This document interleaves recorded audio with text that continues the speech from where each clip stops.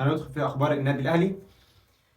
النادي الاهلي اخذ راحه لحين ابتداء لدوري ابطال افريقيا والدوري المصري، ولكن حصلت بعض الكلام امبارح على صفقه انتقال عمر كمال عبد الواحد اللي خلاص الرتوش الاخيره وضعت خلاص، في انتظار اعلان صفقه عمر كمال عبد الواحد بالنسبه للنادي الاهلي. طيب المده هتكون كام؟ المده هتكون 3 سنين. طيب المبلغ كام؟ المبلغ هيكون في حدود من إلى 6 مليون جنيه، ولكن في بعض